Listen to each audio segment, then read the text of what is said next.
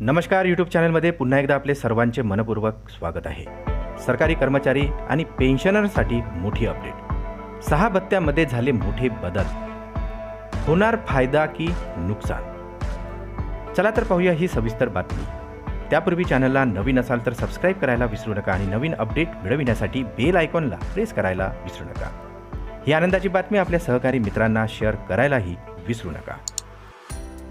जर तुम्ही सरकारी कर्मचारी किंवा पेन्शनर असाल तर ही बातमी तुमच्या उपयोगाची आहे, कारण आता कार्मिक आणि प्रशिक्षण विभागाने 2 एप्रिल 2024 रोजी अधिकृत निवेदन जारी केलेले आहे। त्यानुसार आता केंद्र सरकारच्या कर्मचाऱ्यांसाठी 6 प्रकारच्या भत्त्यामध्ये वाढ करण्यात आलेली आहे। केंद्र सरकारने जानेवारी ते जून 2024 या कालावधीत केंद्रीय कर्मचाऱ्यांच्या भत्त्यात 50% वाढ केली आहे। मात्र कोणते 6 भत्ते आहेत त्यासाठी सरकारकडून निवेदन देण्यात आलेले आहे। चला तर जाणून घेऊया।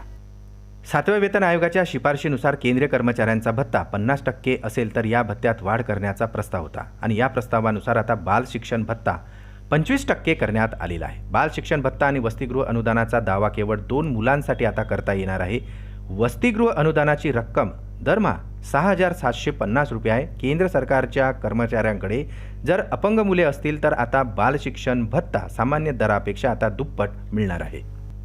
7व्या वेतन आयोगाच्या शिफारशीनुसार जोखीम भत्त्याच्या दरात सुधारणा करण्यात आलेली आहे। जोखमीचे काम करणाऱ्या कर्मचाऱ्यांना आता जोखीम भत्ता दुपटीने मिळणार आहे।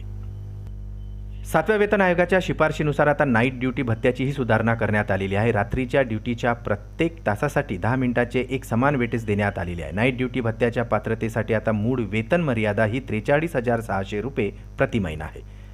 याशिवाय आता ओव्हरटाईम भत्ता, संसद सहाय्यकांना देय असलेला विशेष भत्ता आणि दिव्यांग महिला कर्मचाऱ्यांसाठी बालसंगोपनासाठी विशेष भत्ता यातही आता दुपटीने बदल करण्यात आलेला आहे।